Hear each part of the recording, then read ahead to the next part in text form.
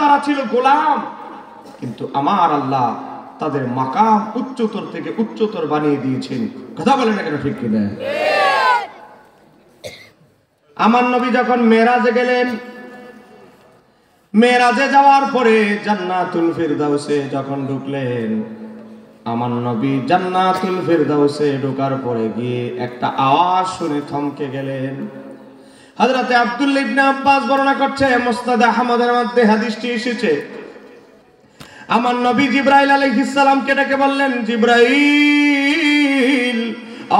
জিবরাইল, এই কণ্ঠটা তো আমার পরিচিত পরিচিত মনে হচ্ছে। ও জিবরাইল, এই গলার আওয়াজটা আমার পরিচিত মনে হচ্ছে। এই আওয়াজটা কার? এই কথা বলতে দেরি হযরতে জিবরাইল আলাইহিস সালাম বলতে লাগলেন, হাযা বিলালুন। ও ইয়া রাসূলুল্লাহ, এটা তো আপনার বেলালের কণ্ঠের আওয়াজ। জোরে বলা যাবে কি সুবহানাল্লাহ? এ বাবা, বেলাল ছিল একজন এমন মানুষ, নাইজেরিয়ান মানুষের মতো কালো, দেখতে শুনতে সুন্দর ছিল না। বেলাল কোন ধনী পয়সাওয়ালা মানুষ ছিল না। বেলাল একজন গোলাম ছিল। গোলাম থেকে আবু বকর সিদ্দিক তাকে ক্রয় করে মুক্ত করে দিয়েছিলেন। এ বাবা, গরিব হতে পারে বেলাল, কালো হতে পারে বেলাল, কিন্তু বেলাল আমার নবীকে এমন ভাবে মোহাম্মত করেছে, এমন ভাবে নিজের জিন্দেগি গঠন করেছে। মেরাজের রাতে আমার নবী গিয়েও, জান্নাতে গিয়েও বেলালের কণ্ঠের আওয়াজ শুনেছে। হযরতে বেলালের বুকের উপরে পাথর চাপা দেওয়া হয়েছিল। হযরতে বেলালের উপরে উঁচু বড় পাথর বুকের উপরে চাপা দেওয়া হয়েছিল। নিচে গরম বালু, এমন গরম বালু বাবারে, আপনি যদি পা রাখেন আপনার পা গুলো ঠসা পড়ে যাবে সাথে সাথে চামড়ায়। হযরতে বেলালকে এত বড় কঠিন ভাবে তাকে অত্যাচার করার পরেও বেলালের হৃদয় থেকে নবীর নাম মুছে দিতে পারে নাই। আর আজকে বেলালের কণ্ঠের ধ্বনি জান্নাত পর্যন্ত প্রসারিত হয়ে গিয়েছিল।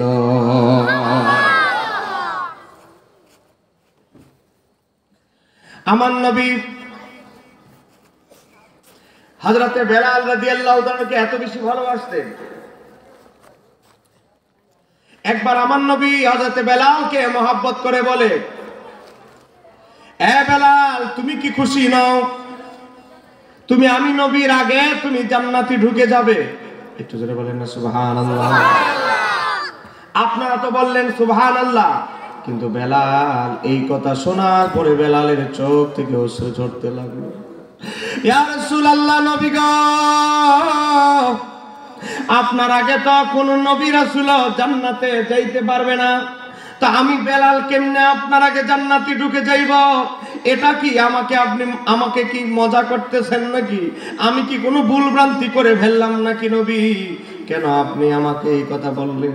আমার নবী মুচকি হাসি দিয়ে বলে, বেলাল রে, ও বেলাল, আমি নবী যেই ওটের উপরে উঠে জান্নাতে যাব, আমি যেই ওটের উপরে সাওয়ার হয়ে জান্নাতে ঢুকবো, তুমি সেই ওটের রশি ধরে, আমি নবীর খাদিম হিসাবে আমার ওটের রশি ধরে ওটের সাথে জান্নাতে প্রবেশ করবে। একটু জোরে বলা যাবে কি সুবহানাল্লাহ? এই বলেন, এই মর্যাদা লাভ করেছে নবীর মহব্বতে। বলেন কিসের মহব্বতে? এ বাবা, আপনার ঘরে টাকা না থাকতে পারে, আপনার এলাকার শিল্পপতির মতো আপনার ঘরে টাকা নাই, অ্যাকাউন্টে ব্যাংকে লক্ষ লক্ষ কোটি কোটি টাকা নাই, কিন্তু আপনার হৃদয়ে যদি নবীর মহব্বত থাকে, আপনি যদি নবীকে মহব্বত করবেন, নবীকে যদি মহব্বত করেন, দিল থেকে ভালোবাসেন, মনে রাখতে হবে এর চেয়ে বড় সম্পদ আর কিছু নাই। কথা কথা কেন, ঠিক কিনা? আবু বকর সিদ্দিক যখন সমস্ত সম্পদ আল্লাহর রাস্তায় কুরবান করে দিয়েছিলেন, আমার নবী আবু বকরকে দেখে বলে, আবু বকর, মনে তো হচ্ছে ঘরের মাঝে কিছুই রেখে আসো নাই। আবু বকর সিদ্দিক বলেন, ইয়া রাসূলুল্লাহ, আমার ঘরে কোনো টাকা পয়সা কিছু আমি রেখে আসি নাই, তবে আমি আমার ঘরে একটা জিনিস রেখে এসেছি, আল্লাহ এবং তার রাসূলকে আমার ঘরে রেখে এসেছি। আল্লাহ রাসূলের চাইতে বড় সম্পদ আর কিছু হতে পারে না। কথা বলেন না, ঠিক কি না? এখন পরিবেশটা একটু ঠিক হয়েছে, কি বলেন আপনারা? লোক আরো আসবে। তো নতুন যারা আসবেন, ডান দিকে কিছু ফাঁকা জায়গা আছে, কিছু কিছু জায়গা আপনারা এই যে এইদিকে ফাঁকা ফাঁকা জায়গা আপনারা দেখে দিন, কারণ আমি আর ওয়াজের ফাঁকে আর কথা বলবো না। তা আপনারা নতুন লোক আসলে, নতুন যারা আসবেন, ফাঁকা জায়গা দেখে দেখে বসে যাবেন। বাবা গভীরভাবে লক্ষ্য করেন, সাহাবাই কেরাম নবীকে খুশি করার জন্য প্রতিযোগিতা লেগে যেত, নবীর এমন ভাবে মহব্বত করত। বাবা আমার নবীর চুল মোবারক গুলো যখন কাটতো, যারা আমাদের চুল কাটে সেলুনে, আমরা তাদেরকে কি বলি? কি বলেন আপনারা?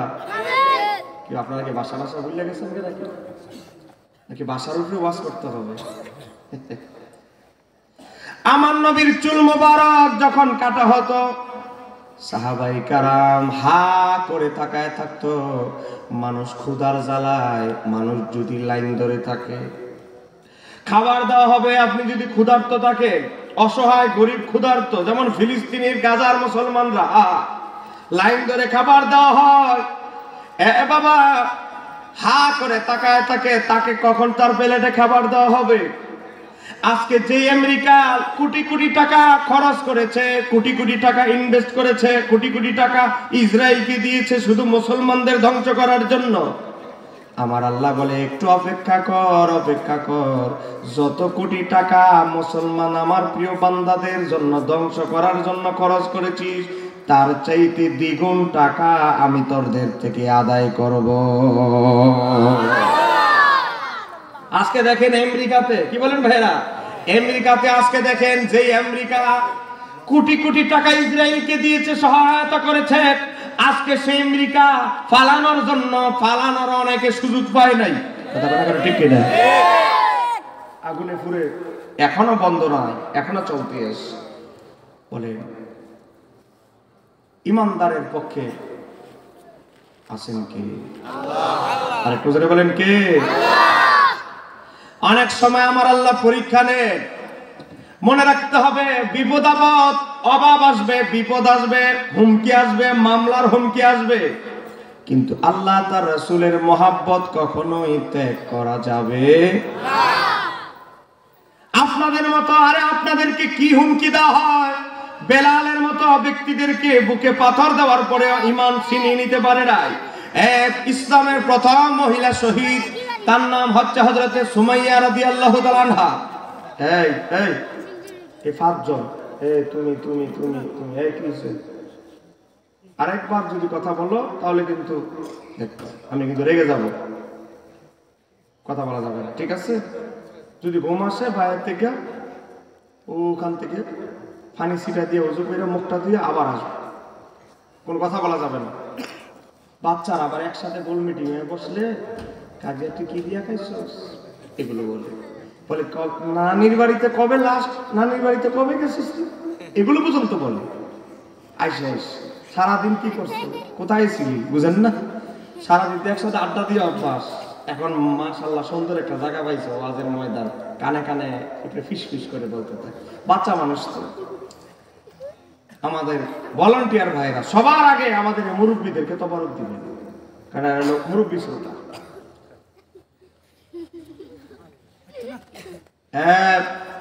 একদম চোখ। এবার লাস্ট বার, পরের বার আর বলবেন, পরের দ্বারও সিট পাল্টাই দিবে, সিটই পাইবে না, পরে জায়গায় পাইবে না, বসে। নতুন যারা আসবেন এদিকে ফাঁকা জায়গা আছে সামনে। ইয়ামান দেশের দুইজন মুসলমান, বলেন কয়জন মুসলমান? বয়স 20-এর উপরে দুইজন বন্ধু মিলে যুক্তি করলো, আমরা তো নবীর কালেমা পড়লাম, নবীর উপর ঈমান আনলাম, কিন্তু নবীরে তো দেখতে পারলাম না, আমরা তো বাড়ি ইয়ামান দেশে। এক বন্ধু আরেক বন্ধুরে বলে, বন্ধু চলো দুই বন্ধু মিলে মদিনায় যাই, মদিনায় গিয়ে নিজের দুই নয়নের চোখ দ্বারা রাহমাতাল লিল আলামিনকে দেখে আসি।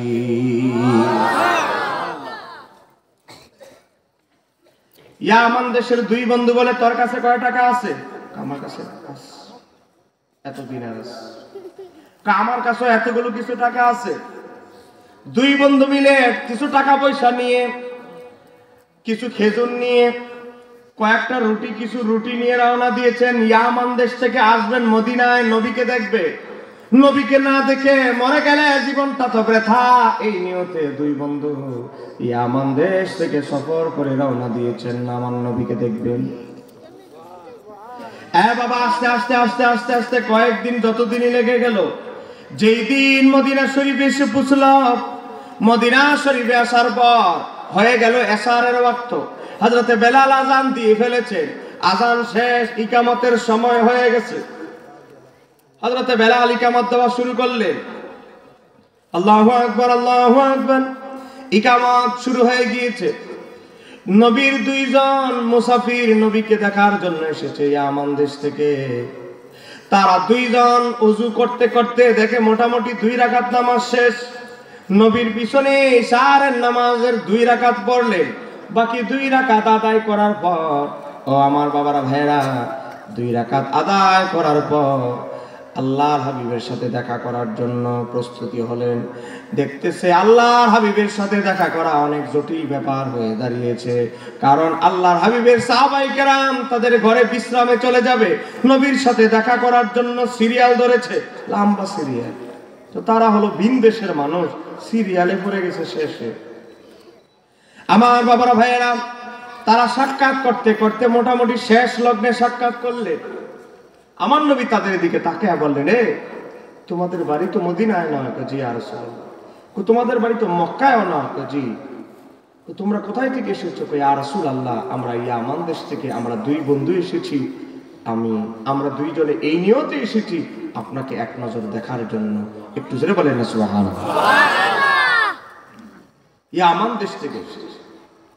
আমার নবী বললেন, মদিনায় মক্কায় কি, মদিনা শরীফে তোমাদের কোনো আত্মীয় স্বজন আছে? তারা দুইজন বলতে লাগলো, ইয়া রাসূলুল্লাহ, আমাদের মদিনায় কোনো আত্মীয় স্বজন নাই যে কারো বাড়িতে গিয়ে আজকে রাতের বেলা ঘুমাবো, থাকবো। ইয়া রাসূলুল্লাহ, মদিনায় আপনি নবী ছাড়া আমাদের আর আপন বলতে কেউ না। আমার নবী চিন্তিত হয়ে গেলেন। এই কারণে নবীর যারা ধনাঢ্য সাহাবী, নবীর যারা সচ্ছল সাহাবী, তারা সবাই রাতের বেলায় ইশারের নামাজ পড়ে নবীর হাতে কদম মোবারকে চুমু খেয়ে বিদায় নিয়ে চলে গেছে। এখন আমার নবী চিন্তা করতে লাগলেন, দুইজন মেহমানকে কার বাড়িতে আজকে থাকতে দেই? এখনের মতো তো আর বুঝেন না, পয়সা আছে, আপনি শায়েস্তাগঞ্জ গেলে হোটেলে থাকতে পারবেন, আউশকান্দি গেলে হোটেলে থাকতে পারবেন, সিলেট গেলে থাকতে পারবেন। কথা বলেন না কেন, ঠিক কিনা? আমার নবী এদিক সেদিক তাকাচ্ছেন, কার বাড়িতে দুইজনকে পাঠায় মেহমানদারি করার জন্য, থাকার জন্য। আমার নবী এদিক সেদিক তাকায় দেখে সামনে কিছু সাহাবী বসা। এরা হলো সবার অসহায় গরিব। এরা বসে আছে 2 কারণে। 1 নম্বর কারণ হচ্ছে তারা বসে আছে এই কারণে তাদের ঘরে গেলেও খাবার নাই। কারণ সপ্তাহে 7 দিনের ভিতরে 5 দিন 6 দিন 5 দিন না খেয়ে রাতে থাকে, না খেয়ে রাত্রে বেলা ঘুমা। তারা চিন্তা করলো, আমরা ঘরে গেলেও খাবার নাই, মসজিদে নববী তো এখানেও খাবার নাই, কিন্তু ঘরের চাইতে এখানে উত্তম। কেন? ঘরে গেলে তো আমাদের রহমাতুল লিল আলামিনকে পাবো না, এখানে যদি রহমাতুল লিল আলামিন নবীর চেহারা আনোয়ারের দিকে তাকাই, আমাদের ক্ষুধার যন্ত্রণা মিটে যাবে। গরিব কিছু সাহাবী সামনে বসা, তারা আমার নবীর চেহারা আনোয়ারের দিকে তাকিয়ে আছে। আমার নবীর চেহারা আনোয়ারের দিকে তাকিয়ে আছে। আমার নবী চিন্তা করলেন, এরা তো নিজেরাই গরিব, এরা আমার মেহমানকে আবার কি খাওয়াবে? আমার নবী তারপরে বললেন, তোমাদের মাঝে এমন কেউ আছো আমার 2 ইয়ামান দেশের 2 মেহমান, তাকে 1 রাতের জন্য 1 বেলার জন্য মেহমানদারি করবা। সামনে যারা বসা আছে সবাই গরিব অসহায়, এরা নিজেরাও জানে না রাত্রের ঘরের খাবার আছে কি নাই। কি আবার হাত উঠায় বিপদে পড়ে, ঘরের মধ্যে মেহমান লেগে গেলে আবার বউ করবো গণ আন্দোলন। কথা কেন কেন, ঠিক কিনে গরম আন্দোলন আবার শুরু করতে পারবে। নিজে খাবার খাবার নাই, আবার মেহমান নিয়েছে। কথা কেন কেন, আসে না? আপনাদের এলাকার মহিলাদের কথা বলতেছি না, চট্টগ্রামের কথা বলতেছি। কথা বলে কেন, আসে না? না, নিজে খাইতে পারো না, আবার মেহমান নিয়ে এসে। বাবা, আমার নবীর কিছু গরিব সাহাবী আমার নবীর সামনে বসা। আমার নবীর এক সাহাবী আনসার সাহাবী নবীর চেহারা আনোয়ারের দিকে তাকায়া দেখতে পেলেন আমার নবীর চেহারাটা মলিন হয়ে যাচ্ছে, আমার নবীর চেহারাটা মলিন হয়ে যাচ্ছে। এজন্য গরিব এক আনসার সাহাবী হাত উঠায় বলে, ইয়া রাসূলুল্লাহ, নবী গো, ও নবী, আপনার দুই মেহমানকে আজকে রাতের জন্য মেহমানদারির দায়িত্ব আমি নিলাম।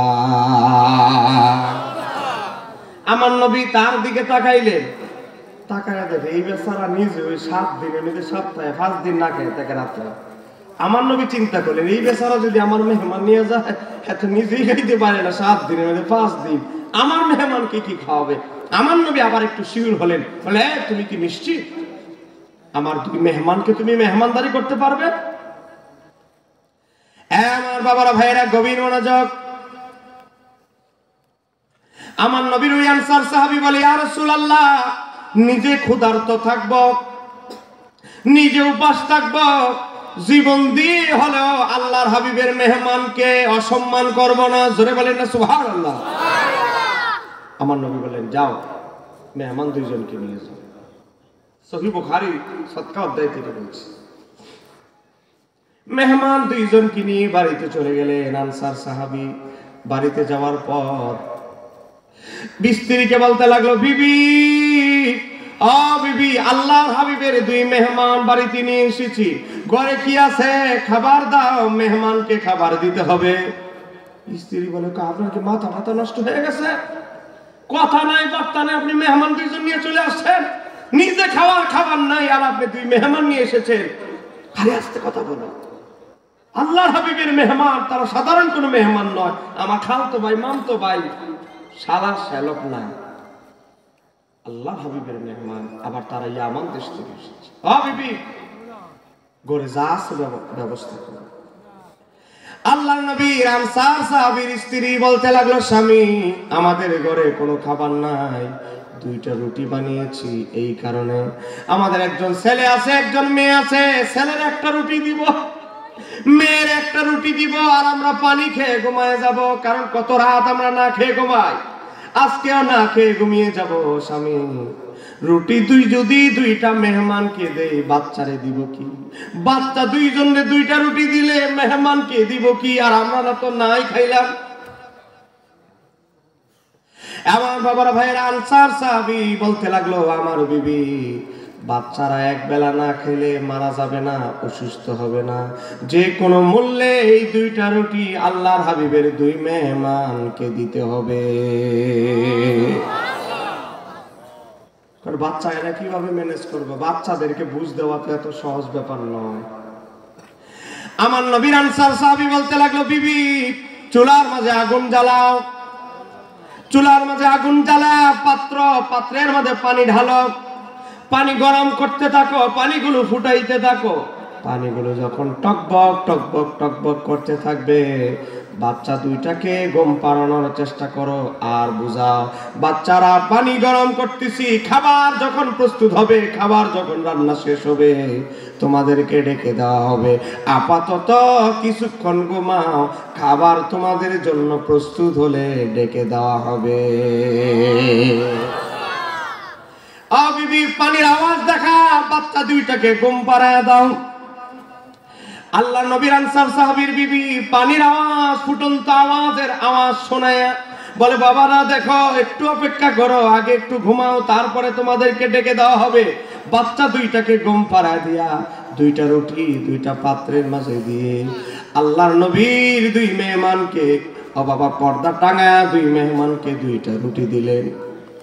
2টা রুটি যখন 2 মেহমানকে দিলেন, আল্লাহর নবীর আনসার সাহাবী বলতে লাগলেন, ও আল্লাহর হাবিবের মেহমানরা, আপনারা খাবার শুরু করেন। আল্লাহর নবীর 2 মেহমান, কিসে? আরে বাচ্চাগুলো দিব শেষ। এই তুমি উঠো, দাঁড়াও বাবু, দাঁড়াও, এখানে বসো, যাও ওখানে তুমি বসো, ওই যে এখানে বসো, সিটটা লেগে যাবে। এদের একটাই ওষুধ, সিট লেগে দিতে হবে। বন্ধু থেকে দূরে সরাই দিলে আর বন্ধুর লোকের কথা কয়েক টাইম থেকে এখন যে হাসি দিবা কথা বলবো তার সিট লেন একেবারে পিছনে দিব। বাবা, দুই মেহমানকে দুইটা রুটি দেওয়া হলো। দুইটা রুটি দেওয়ার পরে দুই মেহমান থেকে একজন বলতে লাগলো, আল্লাহর নবী আনসার সাহাবী, আমরা ইয়ামান দেশের মানুষ। আমাদের ইয়ামান দেশের মানুষদের একটা বৈশিষ্ট্য হচ্ছে, আমাদেরকে যারা মেহমানদারি করে তারা খাওয়া শুরু না করলে আমরা শুরু করি না।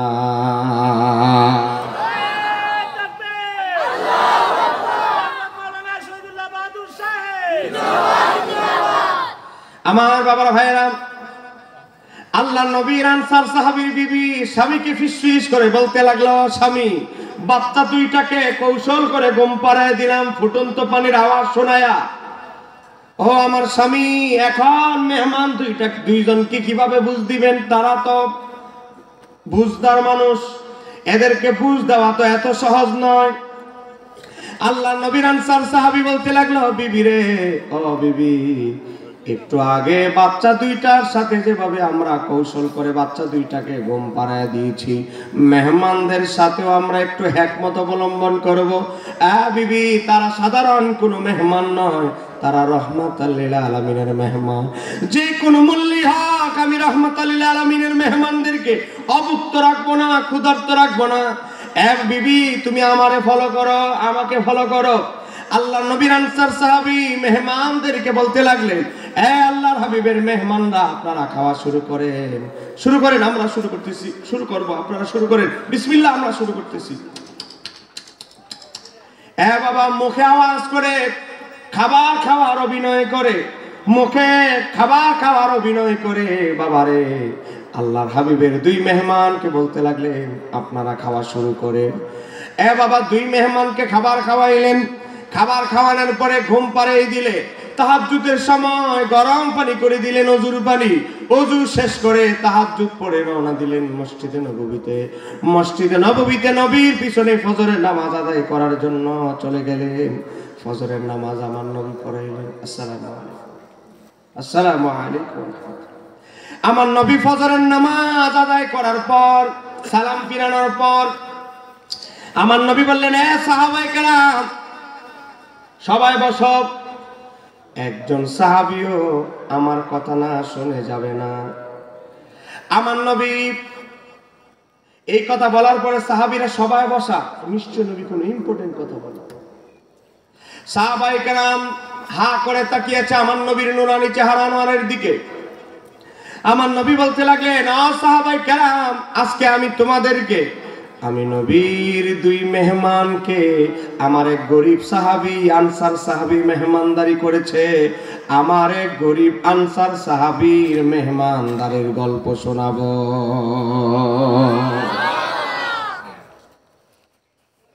সাহাবায়ে কেরাম আবু বকর সিদ্দিক থেকে শুরু করে সবাই এদিক সেদিক তাকাচ্ছে। কি রে, আল্লাহর হাবিবের মেহমান কে আসলো? আমরা তো এশারের নামাজ পর্যন্ত নবীর সাথে ছিলাম, কই আমরা তো কোনো মেহমানকে দেখলাম না। একজনে এদিক এদিক তাকাচ্ছে, দেখতেছে দুইজন ভিনদেশী মানুষ। তখনই বুঝতে পেরেছে এরাই হয়তো নতুন মানুষ, যেহেতু মদিনার লোক নয়, এরাই হয়তো নবীর মেহমান। আমার নবী বললেন, অমুক, তুমি আসো। তুমি দাঁড়াও। আমার নবী বললেন, তুমি দাঁড়াও। এই বেচারা ভয়ে এভাবে দাঁড়াচ্ছে, বেচারা চিন্তা করতেছে, একটা একটা রুটি দিয়ে মেহমানদারি করলাম, আল্লাহ কি আমার মেহমানদারি কবুল করলো না নাকি? বাবা ভয়ে ভয়ে দাঁড়াচ্ছে। আমার নবী বললেন, তুমি ভয়ে ভয়ে দাঁড়াচ্ছ কেন? তুমি সুন্দর করে দাঁড়াও। আরে তুমি সুন্দর করে দাঁড়াও। সরল সহজ মানুষ, গরিব মানুষ। আমার নবী বললেন, তুমি যেই মেহমানদারি করেছ, ও আমার আনসার সাহাবী, গত রাতে তুমি আর তোমার বিবি আমার দুই মেহমানকে যেইভাবে মেহমানদারি করে আমি নবীর হৃদয় খুশি করেছ, আমার আল্লাহ তোমাদের দুইজনের মেহমানদারি দেখে মাওলা আমার আল্লাহ কুদরতি স্রোতে মুচকি হাসি দিয়ে ফেলেছে। তোমাদের মেহমানদারি দেখে স্বয়ং আল্লাহ তার কুদরতি স্রোতে মুচকি হাসি দিয়ে ফেলেছে। তোমরা এমন ভাবে মেহমানদারি করেছো, চিৎকার দিয়ে বলা যাবে কি আল্লাহু আকবার। তোমরা আমার হৃদয় খুশি করে ফেলেছো। এখানে ফাঁকা জায়গা আছে, আমাদের ভাইয়েরা এখানে বসতে পারবেন, এখানে 5 জন মানুষ বসে যাবে। যুবক, মাত্র আধা ঘন্টা ওয়াজ হয়েছে, এদিকে বস, এদিক দিয়ে আসো, এদিকে বস। এই ভাইরা আপনারা যদি একটু আগায় বসেন, পিছনে ফাঁকা জায়গা হয়, একটু বসেন না গায়া, এই যে ফাঁকা জায়গাটা ভরে দেন, একটু মহাব্বতে করেন আল্লাহুম্মা সাল্লি। এদিকে আসেন, পিছনে খালি করেন, এদিকে আসেন। মুহাম্মাদ ওয়া আলা আলি সাইয়্যিদিনা। দুলদুল গোড়া কেন্দে বলে আমার কোনো দোষ নাই, ইমাম হোসেন শহীদ হইল কারবালাতে পানি নাই। আল্লাহুম্মা মাশাআল্লাহ মাশাআল্লাহ, দূরে হবে।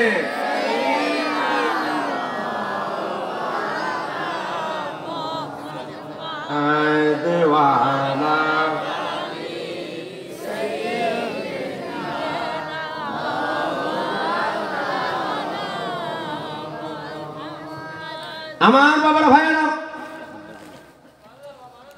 আল্লাহর হাবিবের সাহাবায়ে কেরামদের পেটে ক্ষুধা থাকতো, আল্লাহর হাবিবের সাহাবীদের পকেটে টাকা না থাকলেও কিন্তু আল্লাহর হাবিবের সাহাবায়ে কেরামদের সিনার ভিতরে নবীর মুহাব্বতের কোনো কমতি ছিল না। কথা কনা কেন ঠিক কিনা? আমার এই গ্রামের নাম কি? বড়কান্দি গ্রামের আশিক রাসূল ভাইরা, এক মুহূর্তের জন্য যদি নবীর গোলামি করতে পারেন, নবীর মহব্বতে কোনো কাজ করতে পারেন, যদি এটা ইখলাসের সাথে হয়, এর প্রতিদান অবশ্যই অবশ্যই আল্লাহর কাছে আছে। কথা কনা কেন ঠিক কিনা? সহিহ বুখারী শরীফের হাদিসে এসেছে, একজন ইহুদি বালক, বলেন বালকটা কি মুসলমান না ইহুদি? আর একটু জোরে বলেন, ইহুদি। বয়স 20-এর চেয়ে কম, 15-এর চেয়ে একটু বেশি। ইহুদি বালক, হাদিসটি এসেছে সহিহ বুখারীতে। বাবা, সহিহ বুখারীর হাদিসের মধ্যে এসেছে, সহিহ বুখারীতে হযরতে আবু সাঈদ খুদরি রাদিয়াল্লাহু তাআলা থেকে শুরু করে অনেক সাহাবায়ে কেরাম হাদিসটি বর্ণনা করেছে। বুখারী শরীফের 5657 নম্বর হাদিস, নাম্বারও বলে দিচ্ছি। একজন ইহুদি যুবক, বসেন, ইহুদি যুবক মসজিদে নববী থেকে আমার নবী বের হলেই ইহুদি যুবক হা করে নবীর দিকে, নবীর চেহারার দিকে তাকায় থাকতো, চেহারা আনোয়ারের দিকে তাকায় থাকতো। মনোযোগ দিয়ে শোনো, যুবক, দেখো তোমার মতো যুবক নবীরে মহাব্বত করে কোন জায়গায় চলে গেছে। আমার নবী প্রতিনিয়ত খেয়াল করে, একটা যুবক আমার নবী মসজিদে নববী থেকে বের হলেই হা করে তাকায়। তা আমার নবী বলে, সমস্যাটা কিন্তু তো জানার দরকার আছে। আমার নবী বলেন, তা এদিকে আস। আমার নবী বললেন, যুবক, আমি মসজিদে নববী থেকে বের হলেই তুমি আমার দিকে তাকায় থাকো, ঘটনা কি? তুমি আমার দিকে তাকায় থাকো। কয়, ইয়া রাসূলুল্লাহ, আমি ইহুদি, আমার বাবাও ইহুদি, আমার দাদাও ইহুদি, কিন্তু ইয়া রাসূলুল্লাহ, আমার মনে যদি কখনো দুঃখ বেদনা থাকে, আমার পেটে যদি কখনো ক্ষুধা থাকে, ক্ষুধার যন্ত্রণায় যখন আমি কাতরাইতে থাকি, আপনার চেহারার দিকে তাকাইলে আমার মনের দুঃখ বেদনা, আমার পেটের ক্ষুধার যন্ত্রণা আমি ভুলে যাই। ছেলেটা কি মুসলমান না ইহুদি? জোরে বলেন, বলো, মুসলমান না ইহুদি? আমার নবী বললেন, ঠিক আছে, মহব্বত করে বললেন, ঠিক আছে।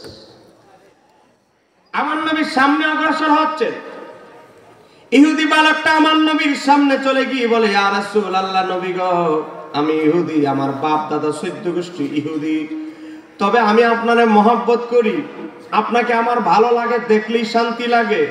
ইয়া রাসূলুল্লাহ, আপনি যদি অনুমতি দেন, মাঝে মাঝে আমি আপনার কিছু কাজ করে দিতে চাই, গোলামি করতে চাই, খেদমত করতে চাই, একটু মাঝে মাঝে বাজার করে দিব, একটু টুকটাক খেদমত করে দিব। আপনি যদি অনুমতি দেন আপনার খেদমত করতে চাই, আমি ইহুদি হওয়ার কারণে কি আপনার গোলামি থেকে বঞ্চিত হব? আপনি যদি অনুমতি দেন আপনার কিছু খেদমত করতে চাই, একটু জোরে বলা যাবে কি সুবহানাল্লাহ? আমার নবী তার কলবের দিকে তাকায় দেখলেন আসলে ছেলেটার কলবের ভিতরে মহব্বত আছে। আমার নবী বললেন ঠিক আছে ঠিক আছে, যা মাঝে মাঝে খেদমত করিস। আমার নবী চলে গেল, মাঝে মাঝে বাজার করে দিত, ওজুর পানি আগায় দিত, খেদমত করত। হঠাৎ করে এই ইহুদি বালক ছেলেটা অসুস্থ হয়ে গেল, মুমূর্ষ অবস্থা, বিছানায় পড়ে গেছে। বাঁচা মরার লড়াই। আমার নবী শুনে তার বাড়িতে কিছু ফল ক্রয় করে রওনা দিলেন। আমার নবী ঘরের ভিতরে গিয়ে ঢুকতে দেরি, একদিকে আমার নবী ঘরের ভিতরে ঢুকলেন ইহুদি বালকের ঘরে। ঘরের ভিতরে ঢুকে দেখে আজরাইল ওই বালকের সামনে দাঁড়ানো আছে রু নেওয়ার জন্য। টাইম শেষ। বলেন কি শেষ? বলেন না, বলেন কি শেষ? হায়াতের বাজেট শেষ। আমার নবী আঙ্গুল মোবারক ইশারা দিলেন, আঙ্গুল মোবারক দিয়ে ইশারা দিলেন, ইশারা দিয়ে বুঝাইলেন আজরাইল তুমি কোনায় চলে যাও, অপেক্ষা করো। একটু জোরে বলেন সুবহানাল্লাহ। আমার নবী চাইলে আজরাইলকেও থামাই দিতে পারেন, সেই ক্ষমতা দিয়েছেন কে? আল্লাহ। আমার নবী বলে আমি এখানে চলে আসছে, তুমি তার রু নিবা, এটা তো হতে পারে না। আমার নবী বলেন কোনার মধ্যে দাঁড়াও, অপেক্ষা করো। একটু জোরে বলেন আল্লাহু আকবার। বাবা, আমার নবী তার মাথায় মালিশ করতে লাগলেন, বললেন তুমি আমার অনেক খেদমত করতা। আমার নবী বললেন তোমার আর জান্নাতুল ফিরদাউসের মাঝখানে একটা দেয়াল তৈরি হয়ে আছে। যুবক, তুমি আমার অনেক গোলামি করেছো, আমি নবীকে মহাব্বত তুমি করো। আমি চাই না আমার একজন আশিক জাহান্নামে যা, আমি চাই তুমি জান্নাতে আমার কাছাকাছি থাকো। কারণ আমি নবী ঘোষণা দিয়েছি যে যাকে ভালোবাসে তার সাথে তার হাসর হবে। তুমি যেহেতু আমারে ভালোবাসো, জান্নাতেও তুমি আমার কাছাকাছি থাকবা। কিন্তু জান্নাত আর তোমার মাঝখানে একটা দেয়াল আছে, এই দেয়ালটা তুমি লাথি মেরে ভেঙে দাও, তুমি আমার হাতে বায়াত হয়ে মুসলমান হয়ে যাও। আমি বুখারী শরীফ থেকে বলছি, কিচ্ছা না, সহিহ বুখারী হাদিস নাম্বার 5657। বাবা, আমার নবী যখন এই কথা বললেন, ইহুদি বালক তার বাপের দিকে চেহারার দিকে তাকাইতেছে। বুঝেন না, বাবা তারা হয়েছে পাশে, এটা তো ইমানের ব্যাপার। বাবা চিন্তা করলো, উনি জীবনে কোনোদিন মিথ্যা কথা বলে নাই। নবী মুহাম্মদ মানে ওনার কথা বলছে, জীবনে কোনোদিন মিথ্যা কথা বলে নাই।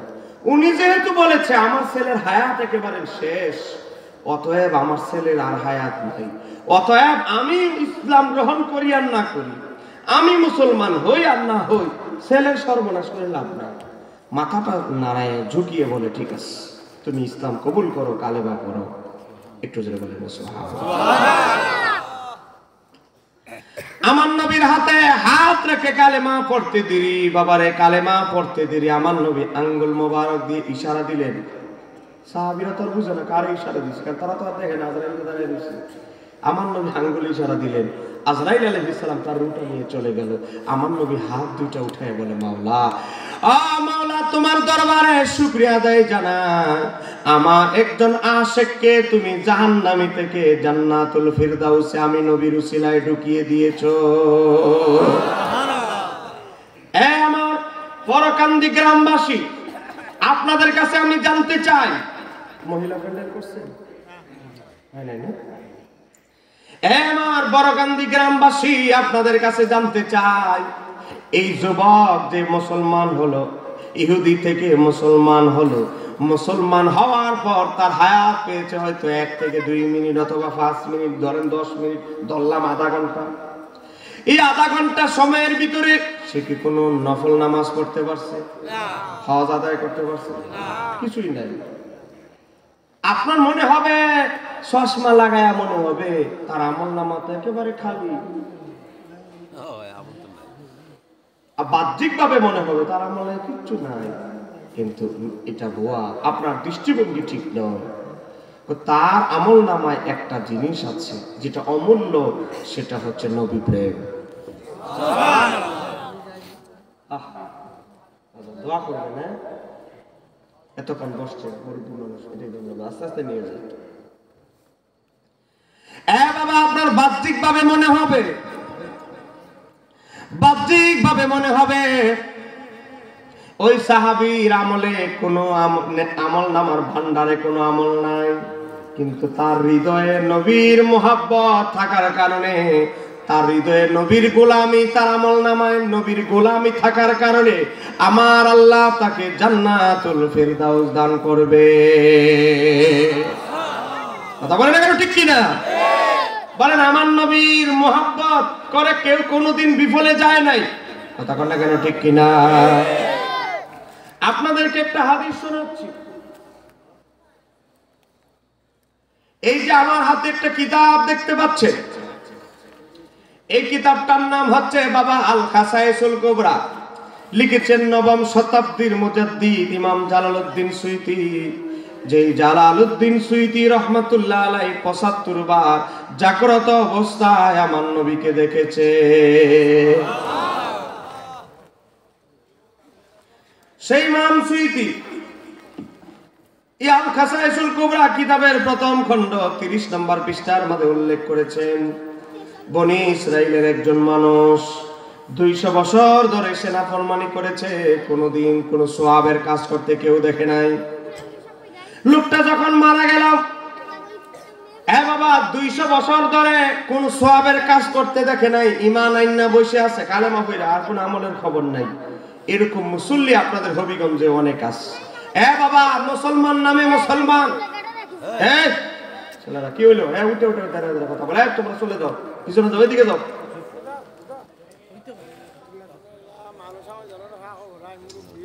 ওয়াজটা গুছায় জমাই একটা বিশৃঙ্খল।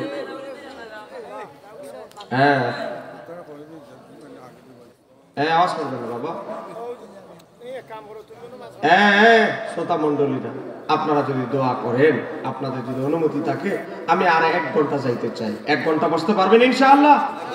আরে কত ফেসবুক টিপতে টিপতে, মোবাইল টিপতে টিপতে কত রাইতের ১:০০ ২টা বেজে যায় এই যুবকদের। কথা বলে না কেন, ঠিক কি না? এখন তো মোবাইলের নেশা, আগে তো ইয়াবা ট্যাবলেটের নেশা, গাঞ্জার নেশা, এখন এমন এক নেশা, পাবজি গেম, ফ্রি ফায়ার, কম্বলের ভিতরে ঢুকে আরে বাবারে চলতি আছে। কথা বলে না কেন, ঠিক কি না? মোবাইলের চার্জ নাই, তার লাগাই লইছে ভিতরে, আবার পাওয়ার ব্যাংক কিনে লইছে যেন অসুবিধা না হয়। কথা বলে না কেন, ঠিক কি না?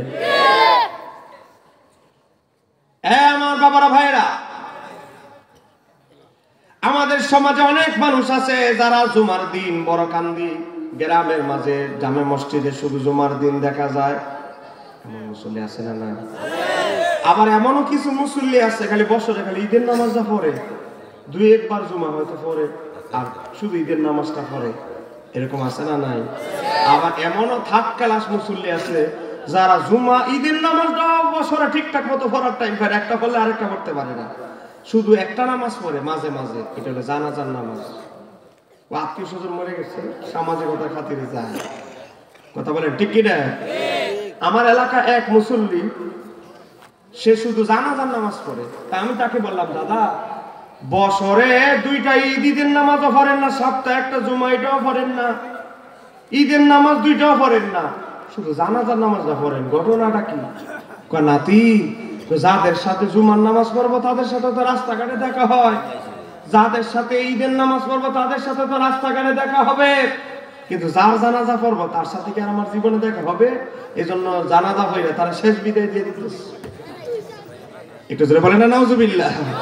বলেন, এরকম কি কোয়ালিটির কিছু মুসল্লি আমাদের সমাজে আছে? কথা কন না কেন, ঠিক কিনা? তাহলে মরার নামাজটা পড়ে। বাবা, গভীর ভাবে লক্ষ্য করে, মুসা আলাইহিস সালামের একজন উম্মত 200 বছর ধরে কোন সওয়াবের কাজ করে নাই। এই লোকটা যখন মারা গেল, মানুষ এসে বলল, ও মুসা কালিমুল্লাহ, অমুক তো মারা গিয়েছে, অমুক তো মারা গিয়েছে। ঠিক আছে, অমুক মারা গেলে জানাজা দাও, দাফন কাফনের ব্যবস্থা করো। তো দাফন কাফন কেমনে ব্যবস্থা করবে? এই বেচারা তো 200 বছরে একবারও সওয়াবের কাজ করে নাই, কেউ ভালো দান সৎকার করতেও তাকে দেখে নাই। তাহলে তো আইন আছে, কয় কি একজনে 2টা পা ধরো আর একজনে 2টা হাত ধরো, ধইরা ময়লার মধ্যে ফেলে দাও। মুসা আলাইহিস সালামের উম্মতেরা বাবা ওই লোকটাকে ময়লা ডাস্টবিনে ফেলে দিল। ডাস্টবিনে ফেলে দেওয়ার পরে বাবারে আপনাদের হুজুর পাশে বসা বুয়া কথা বললে আলেম ওলামা আছেন ধরবেন।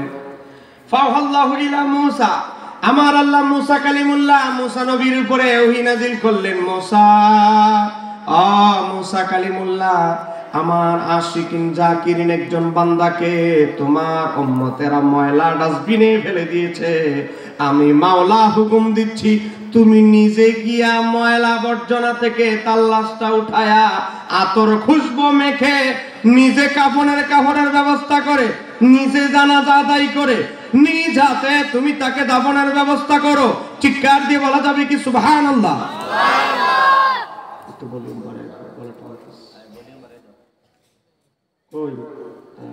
সহযোগিতা করো, একটু সহযোগিতা করো। সিটাং থেকে আইসি তুঙ্গ ভরসা। বাবা গভীর ভাবে লক্ষ্য করে মুসা আলাইহিস সালাম সব কিছু করলেন, দাফন কাফন সব শেষ। মুসা নবী রাত্রেবেলা ঘুম না, কি এমন আমল করলো? আমার মতো এত বড় উঁচু দরজার নবী রাসূলকে দিয়া তার লাশটা ময়লা থেকে তোলাইলো, আবার আমারে দিয়া পরিষ্কার করা গোসল দিয়া তারে আবার কবর দেওয়াইলো। নিশ্চয়ই তার আমল নামায় ভালো কিছু আছে। কোন সময় সকাল হবে আর তুর পাহাড়ে যাবে। মুসা আলাইহিস সালাম তুর পাহাড়ে চলে গেলে, তুর পাহাড়ে যাওয়ার পরে মুসা আলাইহিস সালাম বলতে লাগলেন, কয়লা ইয়া রাব্বি, ও আমার রব, ও আমার প্রতিপালক, বানু ইসরাঈলা শাহিদ ওয়ান্নাহু আসাকা মিয়াতাই সানাতিন, বনি ইসরাইলের সব মানুষ বলছে মাওলা এই ব্যক্তি 1 বছর নয় 2 বছর নয় 200 বছর তোমার নাফরমানি করেছে। 200 বছর কেউ এই ব্যক্তির সওয়াবের কাজ করতে কেউ দেখে নাই। এই ব্যক্তি কি এমন আমল করলো মাওলা, যার কারণে তুমি আমার মতো একজন বিশিষ্ট নবী রাসূলকে দিয়া জানাজা দেওয়াইলা, গোসল দেওয়াইলা, ময়লা আবর্জনা ডাস্টবিন থেকে উত্তোলন করাইলা। নিশ্চয়ই তার আমলনামায় ভালো কিছু আছে। কি এমন ভালো কিছু তার আমলনামায় আছে মাওলা, এটা আমি জানতে চাই। জোরে বলা যাবে কি সুবহানাল্লাহ? বলে উত্তর দিবেন কে? পিছনের ভাইরা বলেন উত্তর দিবেন কে? মুসা আলাইহিস সালাম বলে, আল্লাহ কি এমন আমল করলো? 200 বছর কেউ আমল করতে ভালো কোনো সওয়াবের কাজ করতে দেখলো না। ময়লা আবর্জনা থেকে লাশটা আমার দিয়ে উঠাইলা, নিশ্চয়ই তার আমল নামায় তো অবশ্যই কিছু আছে। আল্লাহ এটা জানার জন্য আমি মুসা নবী বহুত কষ্ট করে তুর পাহাড়ে আসছি। বলেন এবার উত্তর দিবেন কে? আমার আল্লাহ সঙ্গে সঙ্গে ওহী নাযিল করলেন। ফাওহাল্লাহু ইলাইহি, আমার আল্লাহ সঙ্গে সঙ্গে মুসা কালিমুল্লাহর উপরে ওহী নাযিল করলেন। ও মুসা হাকাযা কানা, মুসা তুমি যেমনটা শুনেছ এটাও সঠিক। ইল্লা তবে তার আমলনামায় এমন একটা আমল আছে পৃথিবীর কেউ না জানলেও জানি আমি আল্লাহ। ও মুসা কালিমুল্লাহ, তার আমলনামার খাতায় এমন একটা আমল আছে সেটা কেউ জানে না, জানি আমি আল্লাহ। তুমি জানোনি, শুনবিনি কি আমল তার আমলনামে আছে? আমার আল্লাহ ওয়াজ করতেছে, আন্নাহু কানা কুল্লামা নাসারাত তাওরাতা, মুসা আমি তোমার উপরে যে তাওরাত কিতাব নাজিল করেছি, এই তাওরাত কিতাবটা যখন সে পড়তে যাইতো, তাওরাত কিতাবটা যখন পড়ার জন্য সে ওপেন করতো, খুলতো, মুসা কালিমুল্লাহ পড়তে যাইয়া আমার হাবিবের নাম সে তাওরাত কিতাবে দেখতো। বলেন আমার নবীর নাম তাওরাত কিতাবের মধ্যে ছিল কি ছিল না? হযরতে কাবে আহবার বলে তাওরাত কিতাব নাজিল হয়েছে মুসা নবীর উপরে। তাওরাত কিতাবে আমার নবীর আলোচনা ছিল 200 জায়গায়, আর মুসা নবীর উপরে তাওরাত নাজিল হয়েছে, ওনার নাম হলো তাওরাতে মাত্র 40 জায়গা। আমার নবীর নাম কয়শো জায়গায়? বাবা আমার আল্লাহ ওয়াজ করতেছে, মুসা, তাওরাত কিতাবে যত জায়গায় আমার বন্ধুর নাম আমি উল্লেখ করেছি, আমার যেই বান্দাকে তুমি নিজ হাতে কবর দিয়েছো, এই বান্দা কি করতে হয়? নাযারা ইলা ইসমি মুহাম্মাদিন সাল্লাল্লাহু আলাইহি ওয়াসাল্লাম কাব্বালাহু ওয়া আদাহু আলাইহি। মুসা কালিমুল্লাহ, তাওরাতের পাতায় পাতায় যত জায়গায় আমার বন্ধুর নাম ছিল, তত জায়গায় যত জায়গায় আমার বন্ধুর নাম দেখতো, এভাবে সে চুমু খাইতে থাকতো। এরপরে আদাহু আলাইহি, চুমু খাওয়ার পরে চোখের উপরে মালিশ করতো। তারপরে ওয়াসাল্লাল্লাহু আলাইহি, এবং আমার বন্ধুর উপরে এক মর্তবা করে দুরূদ শরীফ পড়তো। মুসা কালিমুল্লাহ, আমার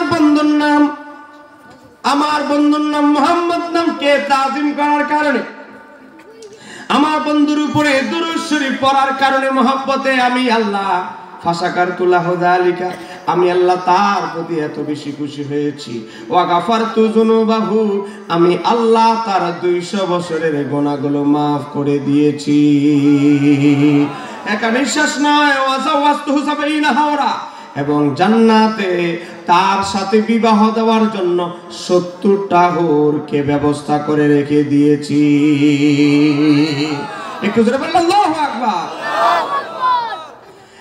আমার বড়কান্দা গ্রামের আশিক রাসূল ভাইরা, মুসা নবীর উম্মত, বলেন কোন নবীর উম্মত?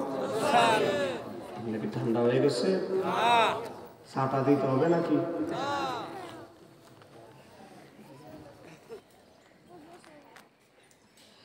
বাবা একটু খরচ টরচ করেন না, বিরিয়ানি আছে, তা আবার বিরিয়ানি গরু, একটু যেরকম আমরা তবারককে গ্রহণ করব বরকত হিসেবে। বলেন কি হিসেবে? খাবার হিসাবে না খেয়ে আপনি যদি বরকতের নিয়তে খান। এই বছর, এই গত বছর এই সিজনে শীতের ডিসেম্বর মাসে এক জায়গায় মাহফিল করতে গিয়েছি। এই ছেলে এর একটু উড়ায় ওই পিছনে দেন তো, এই যে তুমি আমি নি হুজুর, তুমি এখানে বসো, ঠিক আছে? চাচা আপনি হারে একটু ভাড়া টাড়া দিয়ে। এই বছর ডিসেম্বর মাসে এক জায়গায় মাহফিলে গেলাম, একজন আলেম বিশেষ বক্তা, আমার আগের যে বক্তা, সে বক্তা বলতেছে, হুজুর মানুষকে সহ সামনে রেখে কসম খেয়ে বলতেছে, আল্লাহর কসম দেখে, যে বললে আপনার বলে আমার রিপোর্ট গুলো দেখাবো, যে আমার আল্লাহ আমাকে এত বড় ইহসান করেছে। আমি কি ছিলাম ক্যান্সারের রোগী। বলেন কিসের রোগী? ক্যান্সারের রোগী। আমি রবিউল আউয়াল মাসে তবারক, ঈদে মিলাদুন নবীর তবারক খাইলাম রোগের শিফার নিয়তে। আল্লাহ আমার ক্যান্সার আমার শরীর থেকে দূর করে দিয়েছে। আপনার চাইলে আমি ফোন নাম্বার দিব, কেউ যদি চ্যালেঞ্জ করে। বাবা তবারককে আপনি 120 টাকা 150 টাকা দিলে হয়তো এই বাজারের নাম কি, পানিমুন্দা বাজার থেকে হয়তো আপনি বিরিয়ানি কিনতে পারবেন, কিন্তু আমার নবী মুহাব্বতের অনুষ্ঠানের যে তবারক, এটার ফয়েজ ও বরকত আলাদা। কথা বলেন ঠিক কি? বাবা মুসা আলাইহিস সালামের উম্মত, তা আবার 200 বছর কোনদিন সওয়াবের কাজ করে নাই। বাবা 200 বছর কোনদিন সওয়াবের কাজ করতে দেখে নাই। এই ব্যক্তি যদি নবীর নামকে মহব্বত করে, নবীর প্রতি দুরূদ শরীফ পড়ে, আজকে তার জন্য আল্লাহ জান্নাত বরাদ্দ করে, তাকে তার সাথে যদি 70টা হুরের সাথে বিবাহ দেওয়ার জন্য আমার আল্লাহ প্রস্তুত করে রাখে, সে তো ছিল মুসা নবীর উম্মত। আমরা যদি নবীর নামকে মহব্বত করি, আমরা যদি নবীর প্রতি বেশি বেশি দুরূদ পড়ি, বাবারে আমাদের অবস্থা কি ওই ব্যক্তির চেয়ে খারাপ হবে না অনেক ভালো হবে? বলে ভালো হবে না খারাপ হবে? কম ভালো হবে না বেশি? আর সে তো মুসা নবীর উম্মত, সে তো আমার নবীর উম্মত হতে পারে না। অতএব আমরা নবীর প্রতি দুরূদ শরীফ পড়ব। আজকে একদল কুলাঙ্গার বেরিয়ে গেছে, নিজেদেরকে অমুক ইসলামী দল অমুক ইসলামী দলের অনুসারী দাবি করে, কিন্তু আজকে আমার নবীর দুরূদ, আল্লাহুম্মা সাল্লি আলা, আমার নবীর দুরূদকে নিয়ে ব্যঙ্গ করেছে। কথা বলেন কেন ঠিক কিনা? এই কথা 15-20 দিন আগে, 20-25 দিন 20 দিন হবে, আপনারা দেখেছেন সোশ্যাল মিডিয়ায় ভাইরাল হয়েছে। আমি একটা কথা শুধু বলবো, আমরা সবাই আদম হাওয়ার সন্তান। কোন সন্দেহ আছে? বলেন কোন সন্দেহ আছে? বাবা, আপনাদেরকে একটা কিতাব দেখাচ্ছি। এই কিতাবটার নাম হচ্ছে আল মাওয়াহিবুল লাদুনিয়া। কিতাবটা লেখা হয়েছে আজ থেকে 550 বছর আগে। মারহাবা। ইমাম কাস্তালানি এই কিতাব রেখেছেন আল মাওয়াহিবুল লাদুনিয়া, প্রথম খণ্ড 40 নম্বর পৃষ্ঠা। দেখেন, আরবি কিতাব, দুইরে আপনি ফেলে নেবেন, এত সহজ ব্যাপার না। 40 নম্বর পৃষ্ঠা, হুজুর ঠিক আছে? হযরত আব্দুল্লাহ ইবনে আব্বাস রাদিয়াল্লাহু তাআলা থেকে বর্ণিত, নবীর চাচাতো ভাই, রাইসুল মুফাসসির। আমার আল্লাহ যখন আদম নবীকে সৃষ্টি করলেন, জান্নাতে রাখলেন, আদম নবীর একটা অপারেশন হবে। অপারেশন, বলেন কি হবে? ঘুমানো যাবে না। আমার মাহফিলের সময় ঘুমানো যাবে না, কারণ আমি ওই হুজুর না। আমার ওয়াজ বুঝে যেতে হবে। 3 ঘন্টা মাহফিল না করে 1.5 ঘন্টা করব, তবে বুঝে যেতে হবে। মনোযোগ। অপারেশন করতে গেলে আমাদেরকে ডাক্তার কি করে? একটা ইনজেকশন মারে অচেতন করার জন্য। কথা কোন কেন ঠিক কিনা? সাধারণত একটা দাঁতের অপারেশন করতে গেলেও আগে একটা হাতে মারে, একটা দাঁতের মারিতে মারে, যেন আমরা বুঝতে না পারি, অবশ করে দিই। আদম আলাইহিস সালামের অপারেশন হবে জান্নাতে। ওনার বাম পাজরের হাড় খুলে ওনার বিবি হাওয়াকে বানানো হবে। আদম আলাইহিস সালামকে আমার আল্লাহ জান্নাতে অচেতন করে দিলেন। আদম আলাইহিস সালাম অচেতন অবস্থায় আছে। ফেরেশতারা ওনার বাম পাজরের হাত থেকে বিবি হাওয়াকে বানাইলেন। বানানোর পরে আদম আলাইহিস সালাম অচেতন থেকে সচেতন যখন হলেন, দেখতেছে ডান দিকে সুন্দরী রূপবতী একজন মহিলা বসা, আর আদম নবীর দিকে তাকায় তাকায় মুচকি মুচকি হাসতেছে। আদম আলাইহিস সালাম এভাবে ধরতে গেলেন। ফেরেশতারা বলে, হাত ছড়া, হাত ছড়া। আদম আলাইহিস সালাম ভয়ে হাত ছড়াইছে। ফেরেশতাদের কথা শুনে আদম আলাইহিস সালাম ফেরেশতাদেরকে বলতে লাগলেন, হে ফেরেশতারা, আমার বাম পাজরের হাত থেকে তারে বানানো হয়েছে, তাহলে কেন ফেরেশতারা আমি ধরতে পারবো না? ফেরেশতারা বলতে লাগলো, আদম, আপনিও ধরতে পারবেন, একসাথে থাকতেও পারবেন, তবে মহারানা পরিশোধ করতে হবে। বলেন, বিয়ে করতে গেলে মহারানা লাগে কি লাগে না? আপনাদের হুজুর যে বিয়ে পড়ায়, অমুক এলাকার কন্যা, অমুক এলাকার অমুক নিবাসী, অমুকের কন্যা অমুকের সাথে, অমুক এলাকার অমুক ছেলের সাথে এত লক্ষ টাকা দেন মোহর দর্জ করিয়া, অমুক 2 জন সাক্ষীর উপস্থিতিতে, অমুকের ওকালতিতে, বলো মা বলো বিসমিল্লাহ কবুল, বলো বাবা বিসমিল্লাহ কবুল। কথা কেন কেন ঠিক কি রে? এখানে আবার আপনারা কবুল করে এলেন না, তুই আবার গন্ডগোল। পাত্র বলে আর কি, বাবা, তো বিয়ে করতে গেলে মহারানা লাগে কি লাগে না? মহারানার কথা বলতে হয় কি হয় না? বাবা, গভীর ভাবে লক্ষ্য করে হযরত আদম আলাইহিস সালাম বলতে লাগলেন, ও ফেরেশতারা, আমি আল্লাহ আমারে যতটুকু জ্ঞান আমার আল্লাহ আমারে দিয়েছে, মহারানা আদায় করতে হয় বস্তু দিয়া, টাকা পয়সা মুদ্রা স্বর্ণ অলংকার বস্তু দিয়ে লেনদেন করতে হয়। জান্নাতে তো কোনো বস্তু লেনদেন চলে না, টাকা পয়সা মুদ্রা লেনদেন চলে না। জান্নাতের ভিতরে আমি কি দিই মহারানা দিব?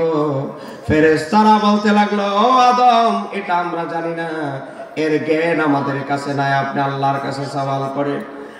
আল্লাহ সুবহানাহু ওয়া তাআলার কাছে বলে, ফাকালা, আদম নবী বলতে লাগলেন, ইয়া রাব্বি, হে আমার রব, হে আমার প্রতিপালক, ও মাদা, কি দিয়ে আমি হাওয়ার মহারানা আদায় করব? ফাকালা, আমার আল্লাহ বললেন, ইয়া আদম, হে আদম, সাল্লি আলা হাবিবি, তুমি হে আদম, তুমি আমার হাবিবের প্রতি দুরূদ শরীফ পড়ো 20 মাররাতা। হে আদম, তুমি আমার বন্ধুর উপরে 20 মর্তবা দুরূদ শরীফ পড়ো, তাহলে হাওয়া তোমার জন্য হালাল হয়ে যাবে, তোমার বিবি হিসাবে স্বীকৃতি লাভ করবে।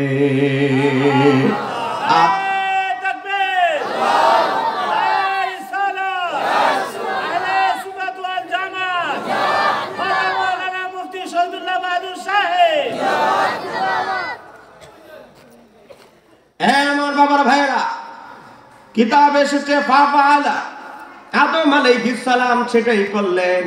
ও বাবা, আমরা সবাই আদম হাওয়ার সন্তান, কোন সন্দেহ আছে? ওয়াজ বুঝে যাবেন।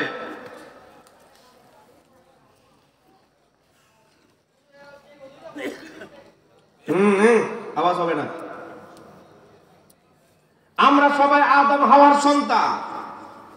আদম হাওয়ার মাধ্যমে আমরা পৃথিবীতে এসেছি। আর সেই আদম হাওয়ার বিবাহ হালাল হয়েছে, বৈধতার সার্টিফিকেট পেয়েছে আমার নবীর উসিলায়। তাহলে বলেন, আমার নবী ছাড়া আমরা কি পৃথিবীতে আসতে পারতাম? নবী ছাড়া কোনো উপায় আছে? তুমি যে পৃথিবীতে আসছো, জন্মগ্রহণ করছো আদম হাওয়ার মাধ্যমে, আর আদম হাওয়ার বিবাহ হালাল হয়েছে আমার নবীর উসিলায়, দুরূদের উসিলায়। চিৎকার দিয়ে বলতে হবে ঠিক কিনা? তা আজকে যারা আমার নবীর দুরূদ নিয়ে কটাক্ষ করে, আজকে যারা আমার নবীর দুরূদ নিয়ে ব্যঙ্গ করে, তাদের চাইতে অকৃতজ্ঞ, নিমক হারাম আর পৃথিবীর জমিনে কেউ নাই। চিৎকার দিয়ে বলতে হবে ঠিক কিনা? বাবা গভীর ভাবে লক্ষ্য করেন, সময় কম।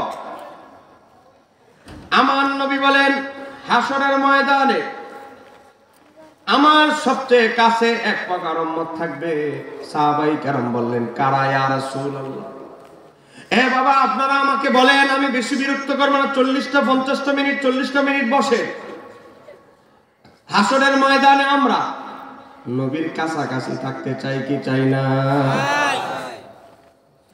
আমার নবী বলে, আব্দুল্লাহ ইবনে মাসউদ থেকে বর্ণিত, তিরমিজি শরীফ 484 নম্বর হাদিস, মিশকাত শরীফের 923 নম্বর হাদিস। আমার নবী বলে, আউলান নাসি বিয়াউমাল কিয়ামতি, আমার ওই উম্মত হাসরের ময়দানে আমার সবচেয়ে নিকটে থাকবে। কয় কোন উম্মত? আমার নবী বলে, ওই উম্মত আমি নবীর সবচেয়ে কাছাকাছি থাকবে। কয় কোন উম্মত? আকসারাহুম আলাইয়া সালাতান, যে উম্মত আমি নবীর প্রতি বেশি বেশি দুরূদ পড়বে, হাসরের ময়দানেও আমি নবীর সবচেয়ে কাছাকাছি অবস্থানে সে থাকবে। বলেন, আমরা নবীর কাছাকাছি থাকতে চাই কি চাই না? আমাদের পরিচয়, আমাদের অবস্থান নবীর নিকটে হোক, এটা আমরা চাই কি চাই না? তাহলে বাবা ফজরের নামাজের পর অন্তত 100 বার বসে একটু দুরূদ শরীফ পড়ি।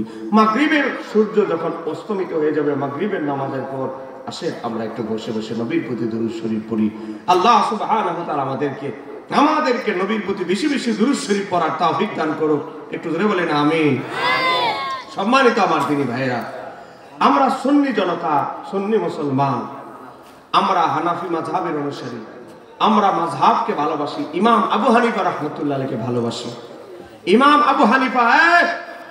আবু হানিফা এমন একজন ইমাম যিনি স্বপ্নে আমার মাওলাকে, আল্লাহকে 100 বার স্বপ্নে দেখেছেন। তাহলে কোন ছোটখাটো ইমাম? বলেন, আপনাদের ইমাম আমাদের গ্রামের ইমাম সাহেবের মতো ইমাম? বাবা, ইমাম আবু হানিফা রাহমাতুল্লাহ আলাইহি এত বড় ইমাম ছিলেন, এত বড় ইমাম ছিলেন ইমাম আবু হানিফা। পৃথিবীর কোন আলেম ইমাম আবু হানিফাকে আটকাতে পারে নাই। বাবা, পৃথিবীর বড় বড় আলেমরা যে মাসালার উত্তর দিতে পারতো না, ইমাম আবু হানিফা সেটা নিমিষেই দিয়ে ফেলতে। এক জায়গায় নাস্তিকের সাথে বাহাস, এক মুসলমান নামদারি, স্বভাব চরিত্র নাস্তিক, অহংকার বশত মানুষকে বিভিন্ন প্রশ্ন করে, প্রশ্ন করার পর উত্তর জানার পর সে বলে, আরে এই উত্তরটা আমি জানি, উত্তর দেওয়ার পরে তো তুমি জানবে, এটা তো স্বাভাবিক কথা। বলে না কেন? ঠিক কিনা? অহংকার করে বলতো তার প্রশ্নের উত্তর কেউ দিতে পারে না, সঠিক উত্তর দিলে বলতো ভুল উত্তর। ইমাম আবু হানিফা রাহমাতুল্লাহ তারা বললেন যে আরে আমি সাইজ করতে হবে। ইমাম আবু হানিফা বললেন, আমি গভর্নর, তোমার প্রশ্নের উত্তর আমি দিব। কি প্রশ্ন আছে? ঠিক আছে, আমি প্রশ্ন শুরু করি। কেন? প্রশ্ন শুরু করবা তো পরে প্রশ্নের যিনি উত্তরদাতা তার মর্যাদা বেশি, শিক্ষকের মর্যাদা বেশি না ছাত্রের মর্যাদা বেশি? শিক্ষকের। তুমি প্রশ্নকর্তা আর আমি উত্তরদাতা, তো তোমার চেয়ে মর্যাদাটা আমার বেশি। ততএব তুমি যে সিংহাসনে গদির মধ্যে বসে আছো, আগে নামো, আমি উঠি, তারপরে উত্তর দিব। কারণ প্রশ্নকর্তার চেয়ে উত্তরদাতার মর্যাদা বেশি। কথা কেন? কেন ঠিক কিনা? আলোচনা বলেন ঠিক কিনা? কেউ সহজে গদি ছাড়তে চায় না। গদিটা একটা কঠিন জিনিস। দেখেন না, 15 বছর এক সরকার ছিল, সরকার 15 বছর থাকার পরেও এখনো ইন্ডিয়া থেকে আরো ক্ষমতায় আসতে চায়। ক্ষমতা হলো এত কঠিন জিনিস। আমরা রাজনীতি বস করি না, মানে ক্ষমতার কথা বলছি। ক্ষমতা একটা কঠিন জিনিস। এ বাবা, বড় বড় রাজা বাচ্চারা আপন ভাই পর্যন্ত মেরে ফেলতো, আপন বাবারে মাইরা ক্ষমতায় বসতো, শুধু বাপেরে মেরে ফেলতো শুধু শুধু ক্ষমতা বসার জন্য। কারণ বাপের দল ছেলে আরো কয়েকটা আছে, ক্ষমতা আবার কে বসে যায়। এখন আরেক ভাই মাইরা বাপ মাইরা ক্ষমতায় বসতে এমনও আস। হ্যাঁ বাবা, তো ক্ষমতা এটা কঠিন জিনিস। ইমাম আবু হানিফা রাহমাতুল্লাহ আলাইহি বলেন, প্রশ্নের জবাব আমি দিব। তো প্রশ্নকর্তার সে প্রশ্নের জবাব দিব, যেহেতু উত্তম, তো আপনি নিচে নামেন, আমি আপনার সিংহাসনে বসি, তারপরে উত্তর দিব। একটু মহব্বতে করেন আল্লাহুম্মা সাল্লি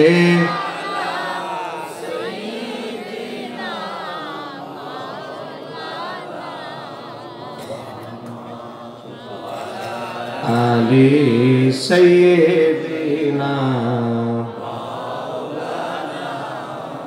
আল্লাহ তুমি দয়া করো, নসিব করো মদিনা,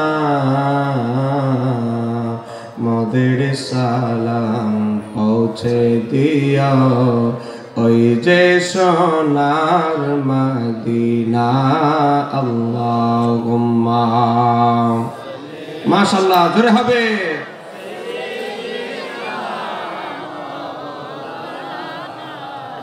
محمد وعلى آله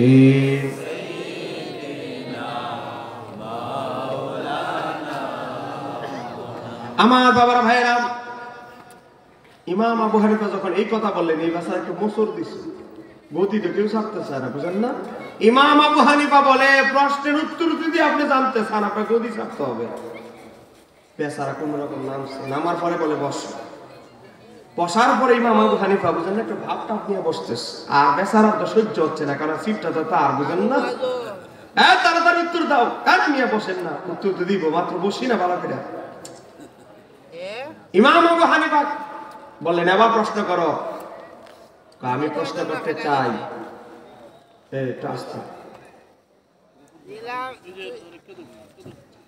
আস্তে, ওয়াজ যদি আপনি করে নেন তো কেমন হইব?